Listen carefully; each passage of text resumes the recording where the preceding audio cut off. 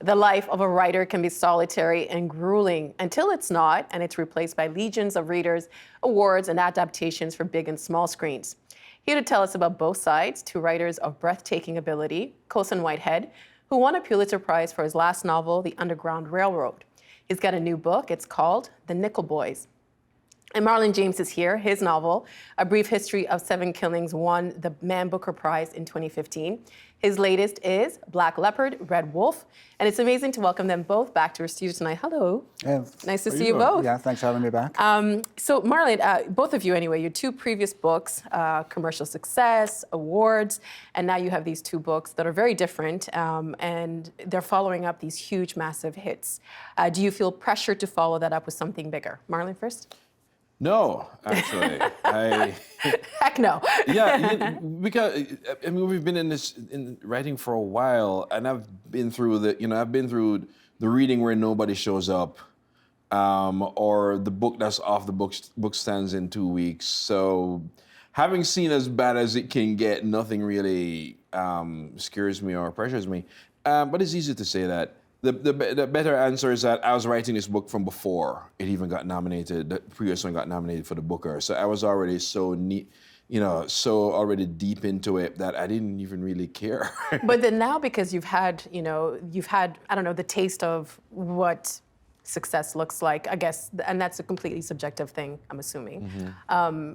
Don't you? I guess your publisher is different, but for your own selves to tell another story in a different way, and for people to maybe receive it the way that you intended them to receive it.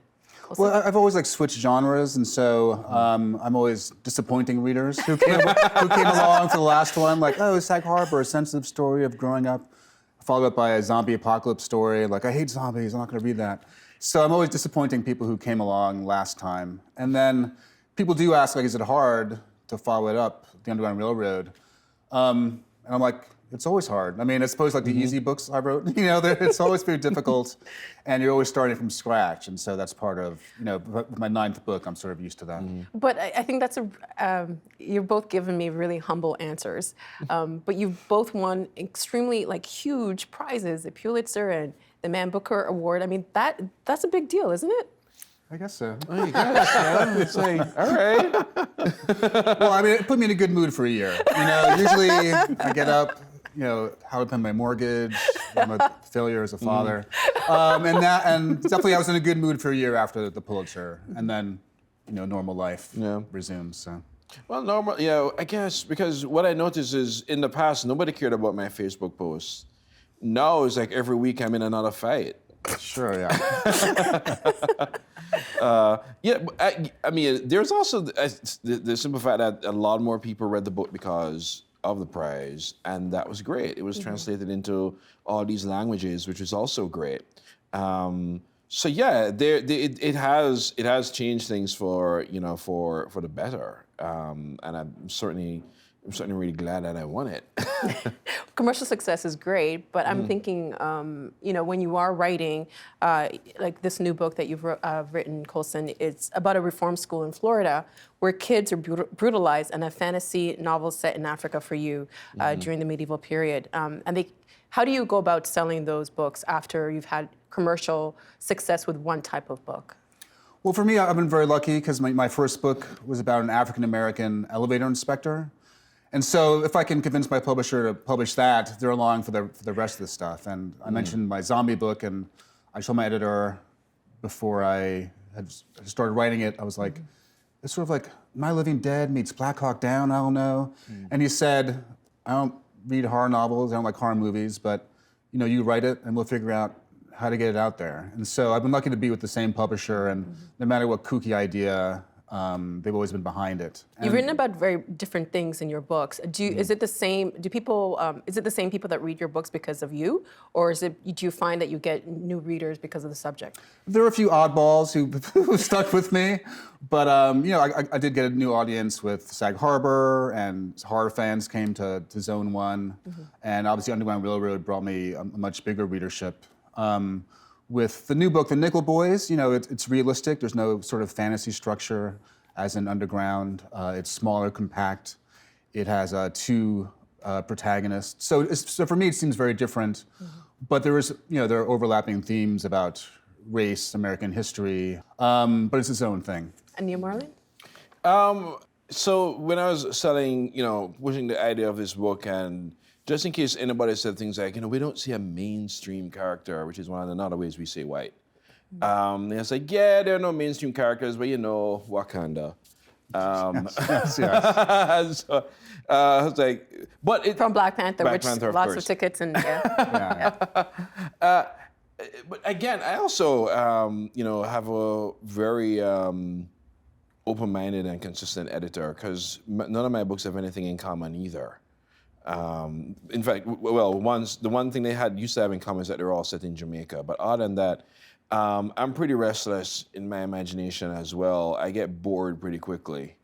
And that explains all the different characters that you create. yeah, I'm also narratively promiscuous, so it's like I like spending time with everybody. Yeah. And well, Colson, you've both been on the show, but Colson, when you were here last, Steve Paikin spoke to you, and this is what you had to say about who your books are for. Okay, yeah. Sure, yeah. Can we roll the clip, please? Oh, whoa, there's a clip. Some people see the book as hopeful, some people not so hopeful, and people have asked, like, I mean, it's crazy, but what's your solution to the race problem? And I'm like, I'm not in the solutions business. I write novels, so I don't know. I write books to figure out things about myself, and other books about the world. And I think if you do it right, if you pick the right characters and situations and sentences, other people can come along for the ride. Do either of you feel pressure to have the answers to some of the big questions that you raise in your books? Colson? No, I'm just some weirdo guy thinking up my stories, and I have no solutions. I think if you're on the road, a lot of times the conversation can migrate to, I'm going to ask a black person a random question. So, like, Marlon, what do you think about Trump? And there's, we write about politics sometimes, and there's overlap. But you can be thrust into the role of spokesperson, and sometimes you have something to say, and sometimes you don't. Does that make you upset or a bit, I don't know, annoyed? When it gets really, really random, I think definitely the whiter the country, the weirder the questions sometimes. So it's like, I like the book. And also, why is Barack Obama considered black when he has a white mother? It's like, I'm not sure how you got from Underground Railroad to that, or you've been saying this question for me, Well, I watched a talk that you did at a bookstore in the U.S., and somebody said to you, I can read Beloved, or I can read the Underground Railroad. Tell me why I should read the Underground Railroad.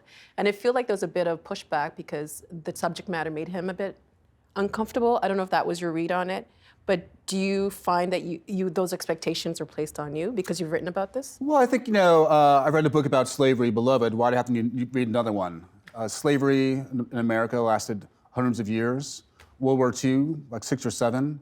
But no one ever says, like, another World War II book? Why another book about slavery? And I guess I could have written about upper middle class white people who feel sad sometimes. But there's a lot of competition there. And why did you write it? It's obviously, there must be something behind why you would write the story. In terms of Underground Railroad, it was really just sort of what if. When I was a child, I first heard those words and thought it was a literal train beneath the earth, and obviously it was a human network. And so sometimes I'll get an idea from an article, a dream. In this case, just like what kind of story could I generate out of this absurd premise, a literal train that goes thousands of miles beneath the earth.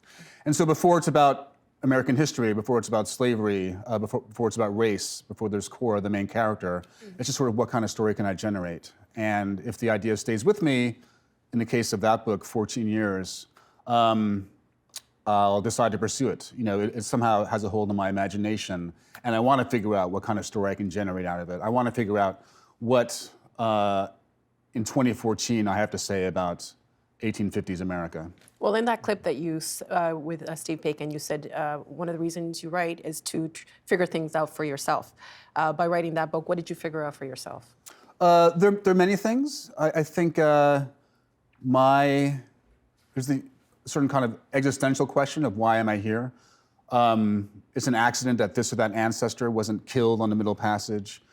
Killed in a plantation, somehow raised a child, and I'm here, and I'm the result of all these sort of this good luck in the face of devastating misfortune. So why am I here? And part of that is in the book. What does it mean to have an idea of freedom? And the main character in the book has one idea when she's on a plantation, another idea when she's in the seemingly safe space of South Carolina, then North Carolina. What do I want out of the world? What does Cora want? And she moves from being an object into a person with agency. And hopefully, if I've done the book right, on the last page I sort of know more about myself, what I can do as a writer, as a person, and how I feel about these very abstract things like slavery or American history, which are abstract until I sort of figure out how to get a story out of them. And Marlon, do you feel that same way? In the sense that, you know, people are asking you to have answers for some of the big questions that you've raised in your books. They do, but I mean, I don't try to answer them. I think I'm sometimes more concerned with just rendering a better question. I also like, I as a reader, I actually liked books that left the answering to me. Not that I had answers either, but it left me with a better form question that I didn't go home and think about. And I mean, when we talk about novels that make us think, that's what we mean. Novels that ask the right questions and ask better questions that leave us pondering things even after the novel, after we've closed the book. You know, reading Beloved, one of the questions it asks is, can murder be an act of love? It doesn't answer it, but then that haunts me for the rest of my life. And I think that's what a book should do, really. And in Beloved, it was, do you kill your child to spare them from slavery?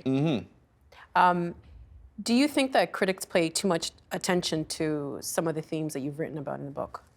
Like for you, with Brief Killings, there was a lot of attention, it seemed, paid on the violence in the book. Yeah, I think they do overplay violence at the expense of ignoring other things in the book, like humor. I do think there is something, you know, certainly in America where people do get sort of electrified of attaching black men to violence, even if they're just writing about it. I think there's something that electrifies a certain kind of unpoliced white imagination that really gets off on that. Do you ever feel constricted by that? Like when you're writing, do you think that you have to kind of edit yourself so you're not putting yourself in a... Oh, no, I really don't listen to critics when I'm writing. But I think they sometimes confuse preponderance with resonance. The average action film, the movie star is killing 100, 200, 300 men, and nobody go, oh my God, that PG-13 film is so laced with violence, because the violence has no suffering. And I think that's the difference. I can have 4 violent scenes in my book, but because they all have consequences and all have suffering, people then go, oh, it's loaded with violence. I will also add, as a mom to 2 young kids, there's a lot of violence in children's cartoons. A lot of. Yeah, but I think it's not the violence that unnerves us, all the way that you say unnerving violence. It's not the violence, it's the suffering that unnerves us. Because that is not what we're bargaining for. If the latest Bruce Willis flick, somebody gets shot in the stomach, it takes a while for that person to die. That is painful, but you don't want to see that for the rest of the movie. Right. Whereas in literature, at least for me, I don't think that's the point I'm going to turn away. And I think for that, I think people do fixate on that. Because it makes them uncomfortable. Yeah. Marlon, when you were interviewed by Steve for A Brief History of 7 Killings, you had this to say about language in your book. No matter how often you read, the best way we learn new languages is still to hear it. So I think, and I'm also I'm very concerned about the auditory quality of prose. It should sound like it should be read aloud. And I think eventually, hopefully sooner than later, the reader gets it. I resisted things like a glossary.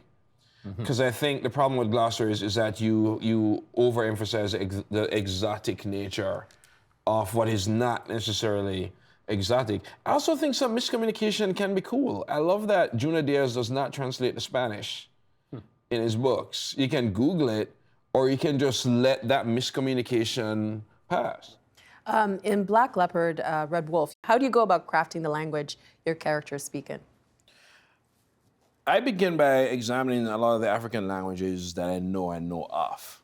I knew I wasn't gonna turn Wolof into Elvish for all sorts of reasons, but I knew I wanted language systems that was not Western English.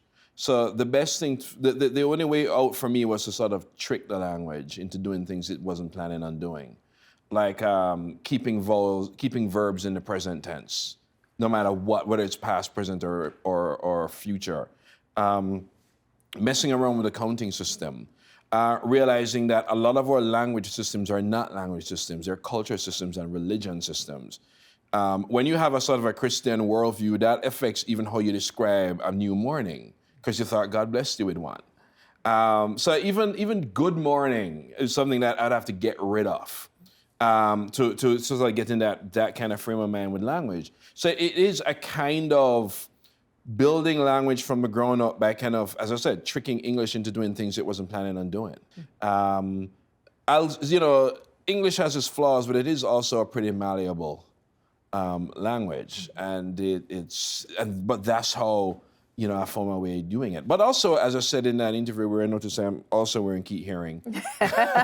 You're a fan. I know that it's also. Books have volume. Books should have volume. There's certain parts of our books that's shouted, screamed, whispered, told as an afterthought. And that sort of, it should sound as if it should be read aloud, thing is still very, very important, particularly when you're dealing with stories that are usually told in oral tradition. And Colson, the same question for you. How do you go about crafting the language your characters speak in? Well, I think each book is going to have its own narrator, first person, third person. Is a narrator terse? Do they like 5-clause pileups? Are they postmodern? Are they more direct? Is it going to be in the past and the present? And I always think about that a lot before I start writing. And there are advantages to having a slangy first person narrator. There's advantages to having a remote postmodern narrator. And I think I'm always just trying to figure out the right tool for the job. How do you work with authenticity? Is that important to get right? You want to get it right, and also you want freedom to fudge. I think in terms of the Underground Railroad, I wasn't reading so many history books about the railroad, but first-person accounts, memoirs, slave narratives, and I was sucking up all these nouns and adjectives and verbs that hopefully make the book sound realistic to a modern reader. I think because the cadences of English have changed in the last 150 years, the sentences wouldn't necessarily make sense to someone reading it in 1850, but for now, hopefully if I've marshaled all this vocabulary, it sounds authentic to us, right, even if it wouldn't to somebody from that time. Well, how do you determine when to put aside facts and let your imagination take over? Well, the imagination is the fun part. And definitely with Underground Railroad, it starts off in a realistic plantation, Georgia, and then sets off into these alternative Americas. And I had the book in the back of my head for many years, and once I got to the point where I've left reality, I was really psyched. Finally, Cora is on this fantastic train beneath the earth, and I can really let it rip. And so for me, getting to the point where I do have that freedom to depart from the actual historical record or the world we know is often some of the more fun parts I remember from writing. And Marlon, the same question for you.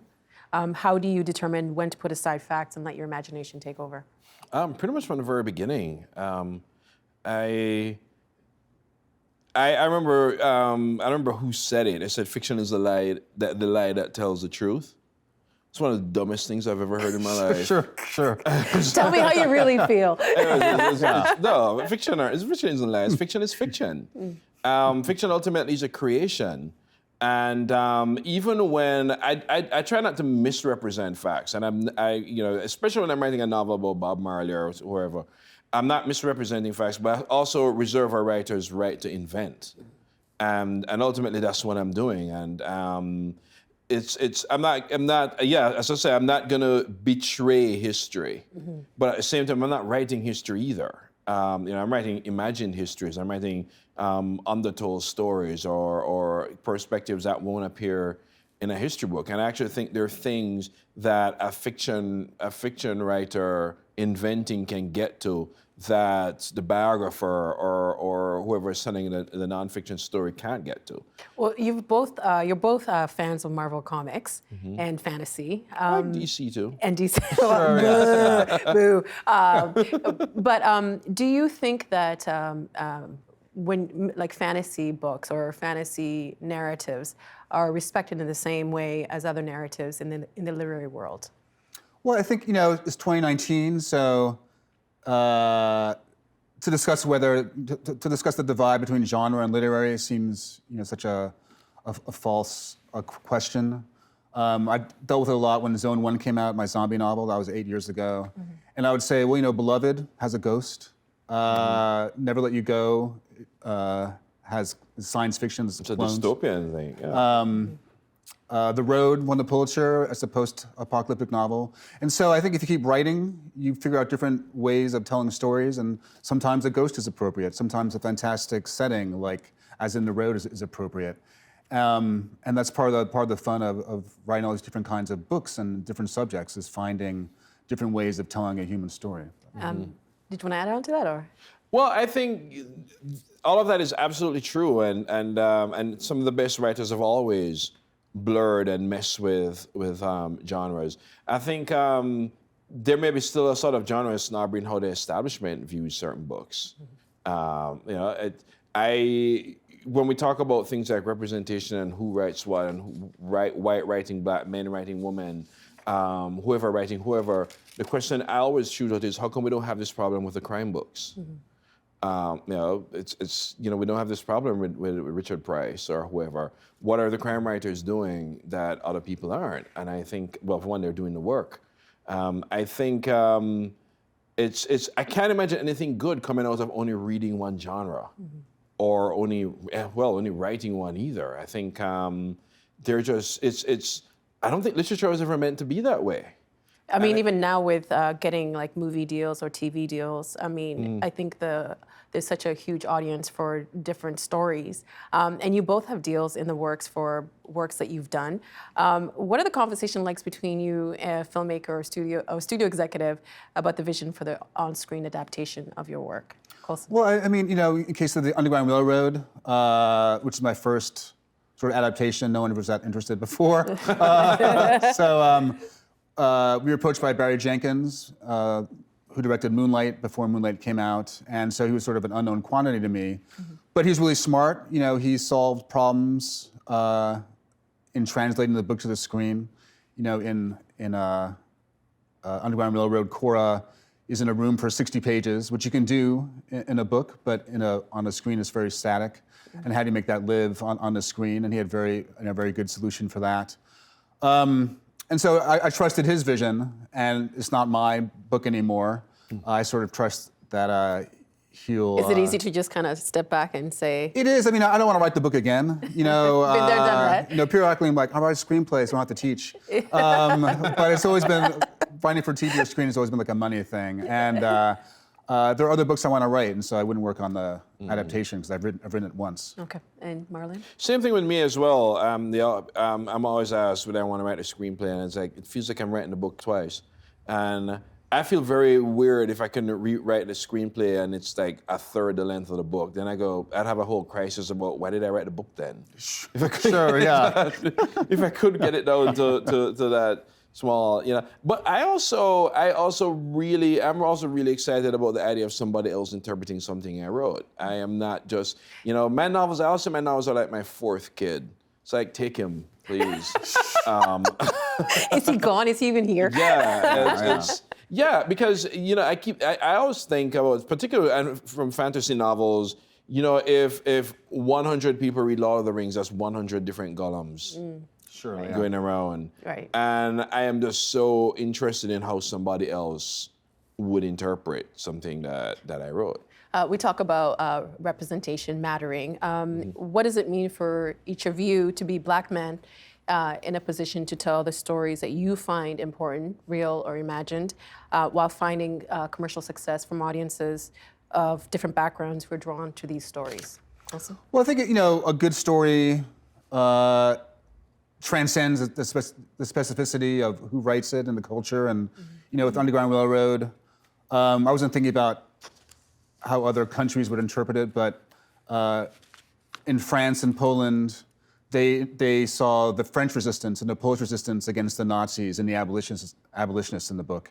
And I hadn't thought about that when I was writing. I was just trying to not screw up this really good idea, which is how I normally go about my books.